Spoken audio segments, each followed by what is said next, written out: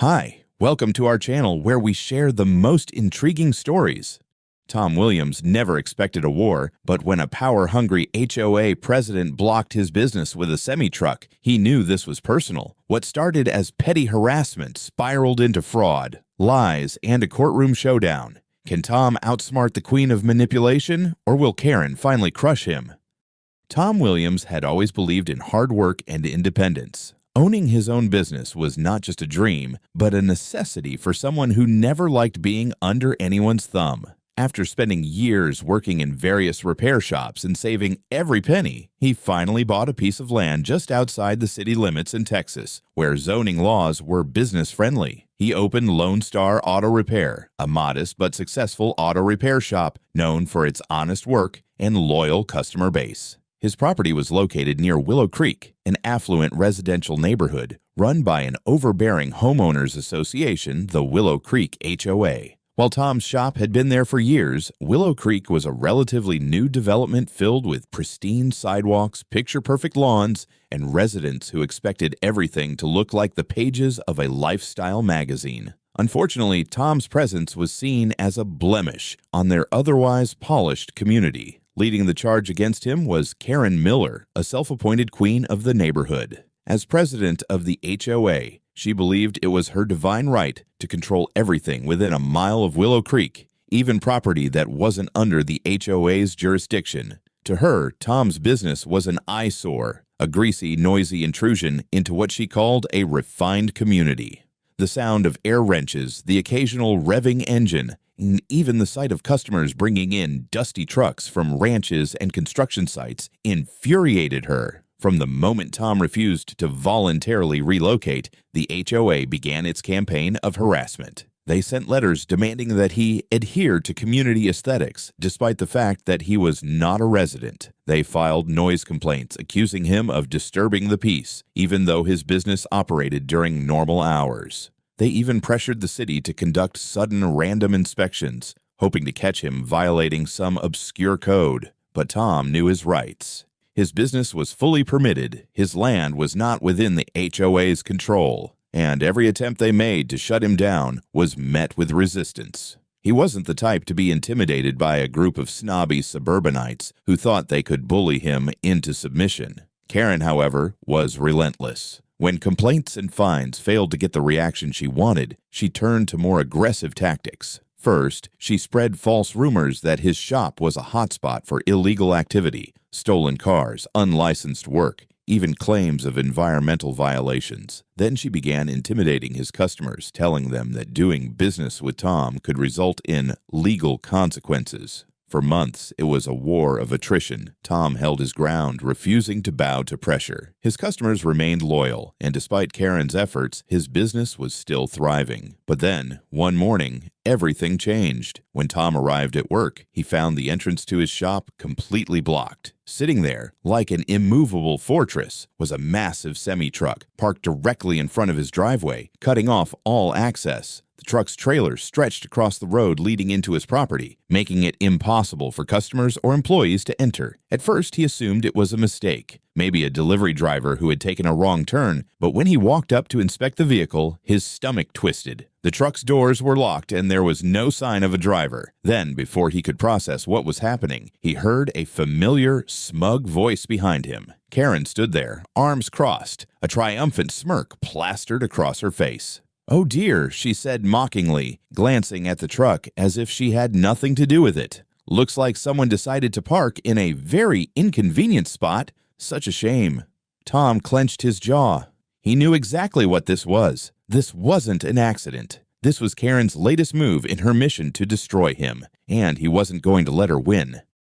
Tom stood in the early morning heat, staring at the massive semi-truck blocking the only way into his shop. The sun had barely risen, but his blood was already boiling. The truck wasn't just parked at an angle or slightly obstructing the entrance. It was deliberately positioned to make it impossible for any vehicle to enter or exit. The trailer stretched wide like a steel barricade, cutting off his business from the outside world. His first instinct was to find the driver, but a quick scan of the surrounding area told him no one was inside the truck. The cab was locked, the engine cold, and there were no signs of movement. It was clear. This wasn't some unfortunate mistake by a lost trucker. This was intentional. And then, as if on cue, Karen Miller appeared. Dressed in her usual pastel blouse and pressed slacks, she stood on the sidewalk, arms crossed and smirking like she had just checkmated her opponent in a high-stakes chess match. "Something wrong, Tom?" she asked, her voice dripping with fake concern. Tom turned slowly, his jaw tightening. He already knew the answer, but he had to hear her say it. "Is this yours?" Karen sighed dramatically, placing a hand on her hip. "Well, technically it belongs to my husband. He had to step away for an important business meeting, and, well, it looks like he left it here." She gave an exaggerated shrug. "I suppose he won't be back for a while." Tom felt a vein twitch in his forehead. "Move it now." Karen's smile widened. "Oh, I'd love to help, but I'm afraid I can't drive a big rig. And my husband, he's terribly busy today. But don't worry, Tom, it's only temporary. I'm sure he'll come back eventually."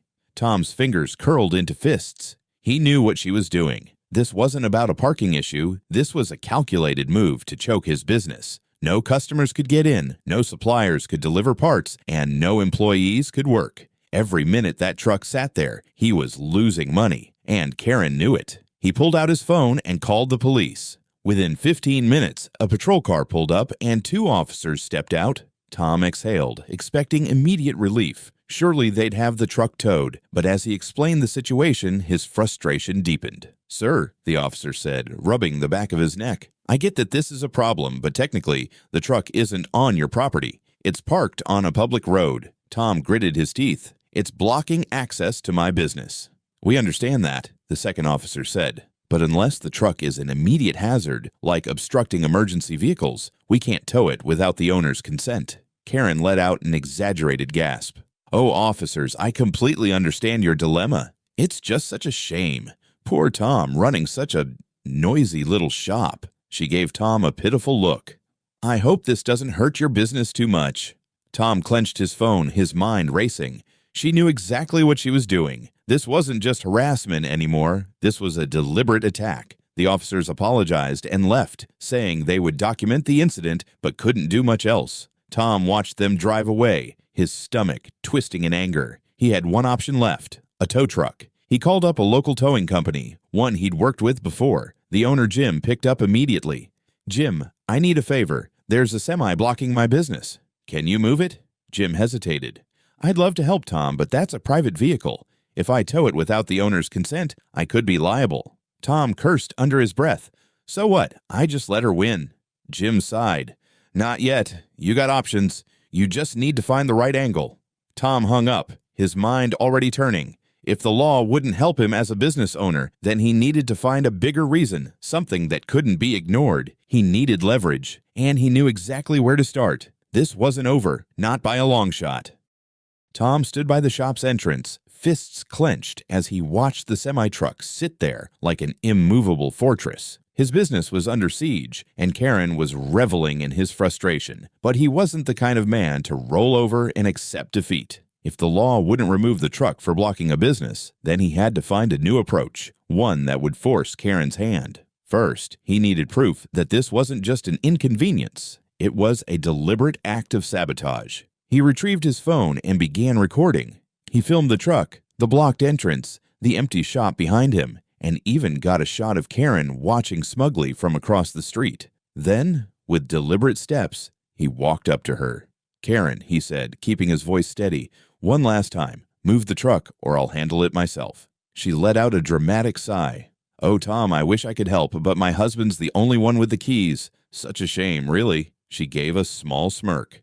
"Maybe you should take a few days off. Enjoy a break." Tom barely held back a curse. She wanted him to snap, to do something reckless that would make him look like the problem, but he had a better plan. Stepping away, he called the fire department. "Yeah, this is Tom Williams at Lone Star Auto Repair. I've got a major problem. An 18-wheeler is blocking my only exit. If there's a fire, no emergency vehicles can get through. Can you send someone over?" The dispatcher took immediate interest. Unlike the police, fire codes were strict, and any blocked emergency access was a serious violation. Within 20 minutes, a fire marshal arrived, stepping out of his truck with a clipboard in hand. Tom wasted no time explaining.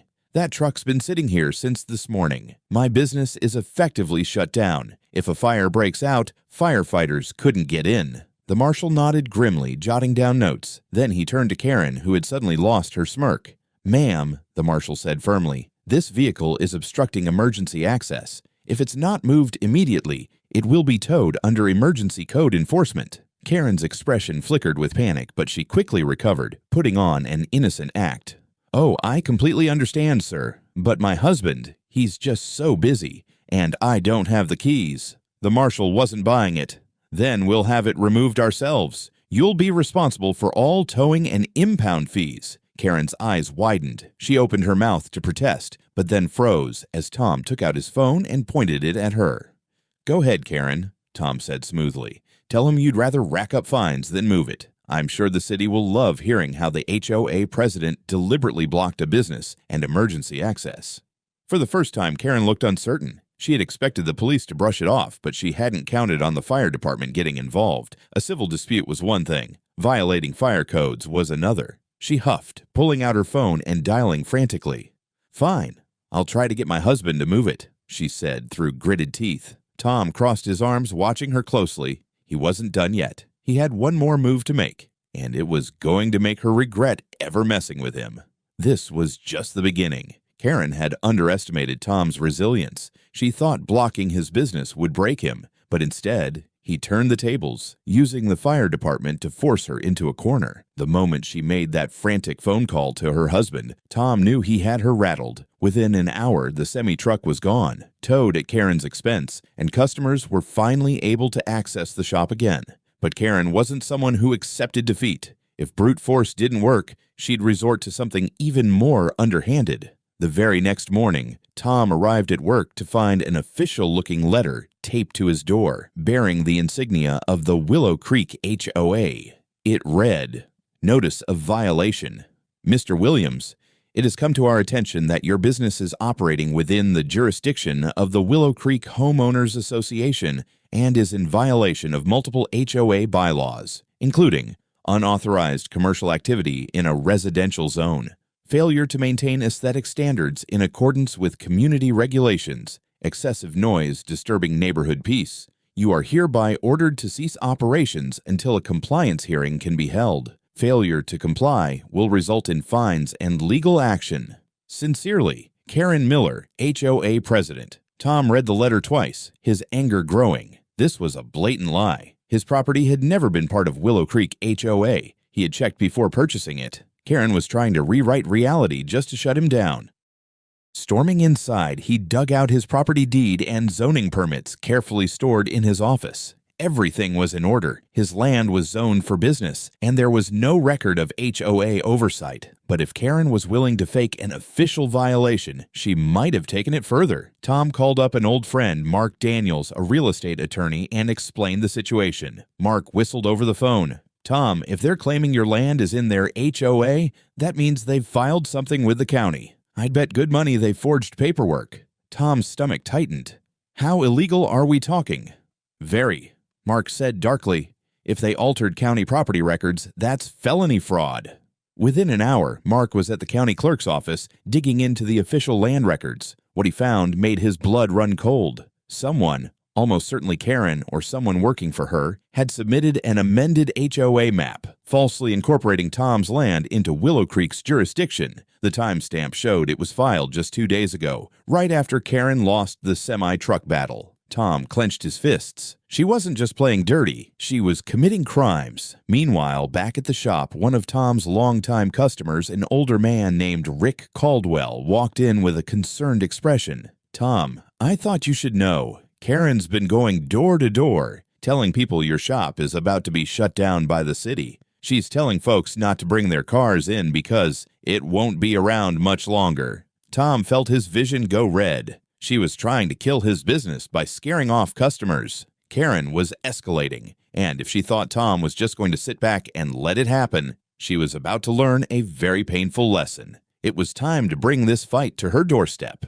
Tom wasn't a man who backed down, especially when someone tried to rewrite the law to crush him. Karen had gone beyond petty harassment. She had committed fraud, faking official documents to make it seem like his land was under the HOA's control. Now she was spreading lies to his customers, trying to starve his business before he could fight back. But Karen had made a critical mistake. She underestimated just how resourceful Tom could be. After confirming the forged property filing at the county clerk's office, Tom met with his attorney, Mark, who wasted no time drafting a cease and desist letter. It accused Karen and the Willow Creek HOA of fraudulent misrepresentation, defamation, and unlawful interference with a business. But Tom wasn't stopping there. "This isn't just a letter war," Tom growled. "She's playing dirty? Fine. Let's see how she likes public exposure."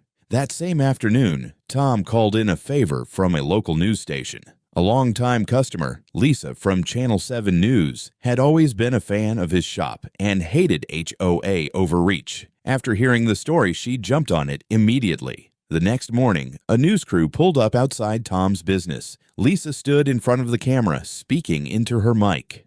"A shocking case of fraud has surfaced in our own community. Local business owner Tom Williams, who has legally operated his auto shop for years, is now fighting back against an HOA accused of falsifying documents to claim control over his property. The HOA's president, Karen Miller, has allegedly filed forged paperwork with the county and has been pressuring city officials to shut down Lone Star Auto Repair. But Mr. Williams has proof that his land was never part of the HOA's jurisdiction, and now he's taking legal action."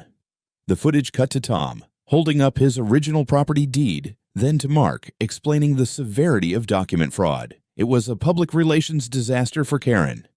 Within hours, the story spread across social media, and the HOA's official email was flooded with backlash from furious locals. Karen, once so smug, was now trapped in her own web of lies. But Tom wasn't finished yet. He made one final call to a state real estate fraud investigator. If the county office wasn't going to immediately act, higher authorities would. By evening, an investigator was already reviewing the forged HOA amendment, and things were about to get very real for Karen Miller. Tom watched the news report replay on his shop's TV and leaned back with a smirk. Karen had gone all in, and now she was about to lose everything. The courtroom was packed. Word had spread fast. Locals, small business owners, and even a few HOA members who had grown tired of Karen's tyranny all filled the seats, eager to witness the battle unfold. Karen sat at the defendant's table, her once smug expression now carefully neutral, though Tom could see the tension in her clenched jaw.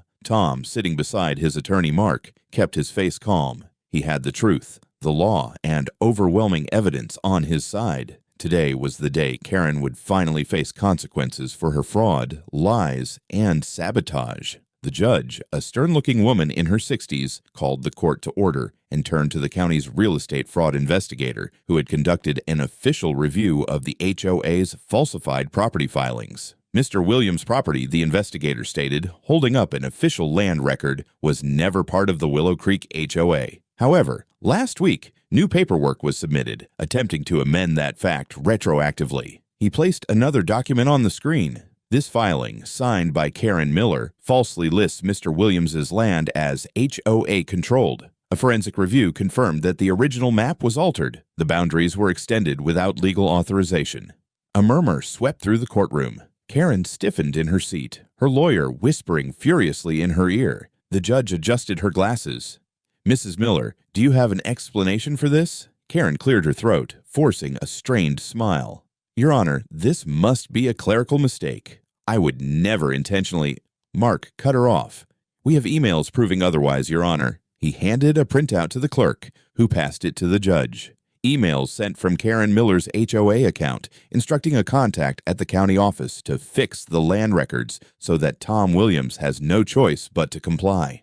Karen went pale. The email was damning. It was undeniable proof that this wasn't a clerical mistake, but premeditated fraud. The prosecutor wasted no time. "Your Honor, not only did the defendant commit fraud, but she also engaged in defamation and business interference by spreading false information to Mr. Williams' customers, attempting to destroy his livelihood." One of Tom's customers, Rick Caldwell, took the stand next. "I own a construction business. Karen told me personally that Tom's shop was being shut down, and that I should take my business elsewhere. He shot Karen a glare before looking at the judge.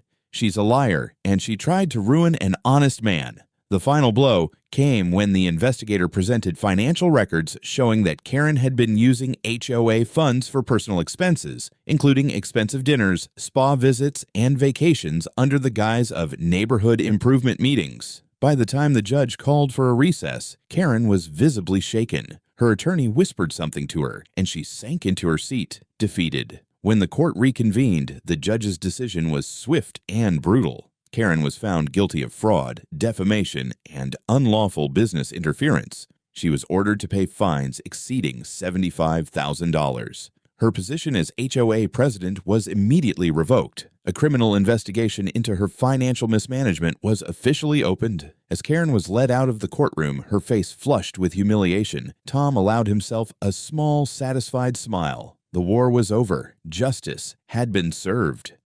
The sun shone bright over Lone Star Auto Repair, but today it wasn't just another workday, it was a victory lap. The shop was busier than ever, customers lining up for service, some stopping by just to shake Tom's hand. The lawsuit had put him in the spotlight, and instead of hurting his business, Karen's schemes had made him a local hero. The same couldn't be said for Karen Miller. 2 weeks after the trial, a new HOA election was held. Karen, now a disgraced fraudster, wasn't even allowed to run. In her place, a reformist candidate won in a landslide, vowing to keep HOA power in check. More than that, a full audit of the HOA's finances revealed tens of thousands of dollars in misappropriated funds, leading to further legal trouble for Karen. But the final blow, her own neighbors turned against her. At first, Karen refused to leave Willow Creek, but the shame was too much. Overnight, she went from the self-appointed queen of the community to a complete outcast. HOA members who once followed her orders now avoided her in the grocery store. Parents pulled their kids away when she walked by. No one wanted to be associated with a fraud who had abused her power. Then came the for sale sign. Tom smirked when he drove past her house one morning and saw a moving truck parked outside. Karen was packing up, leaving town in disgrace. But Tom wasn't one to gloat. He had won, not just in court, but in the court of public opinion. His business was thriving, his reputation was stronger than ever, and even the city had tightened property fraud laws after his case made headlines. As he wiped his hands on a grease rag and looked out at the customers pulling in, he felt a deep sense of satisfaction. Karen had tried to destroy him. Instead, she had destroyed herself. And Tom? He was just getting started. As Tom sat on the porch of his shop watching the sun dip below the horizon, he reflected on the battle he never asked for, but one he refused to lose. The past few months had been a test of endurance, patience, and sheer determination. But in the end, he had emerged stronger, wiser, and more respected than ever. Karen had tried everything to tear him down, from harassment to fraud, from intimidation to outright sabotage. But truth and perseverance won in the end. Her desperate attempts to rewrite reality had only sealed her own fate. She lost her power, her reputation, and eventually, even her home. And Tom. He had gained more than just a legal victory. His business had become a symbol of resilience. People now saw him as the guy who stood up against corrupt power and won. The publicity had brought in more customers than ever, and even the city council had started taking a closer look at predatory HOA practices, thanks to his case. But beyond the success, there was a deeper lesson. Know your rights. If Tom had caved early on, if he hadn't checked his property records, if he hadn't fought back, Karen would have steamrolled him. Standing your ground, legally and morally, is sometimes the only way to protect what's yours. Bullies thrive on fear, but they crumble under exposure. Karen wielded power through intimidation and manipulation, but the moment her actions were put under public scrutiny, she fell apart. The truth is a weapon when used wisely. Never fight alone. Tom's victory wasn't just his own. It was because of the loyal customers, the local news, his sharp attorney, and even HOA members who turned against Karen when they saw the truth. Justice is strongest when people stand together. As he locked up for the night, Tom took one last look at his shop, now bustling with more business than ever before. The battle with Karen was over, but his legacy as the man who wouldn't back down was just beginning. Smirking to himself, he muttered, "Next time an HOA tries to pull something like this, they better think twice." And with that, Tom drove off into the night, victorious, undefeated, and ready for whatever came next.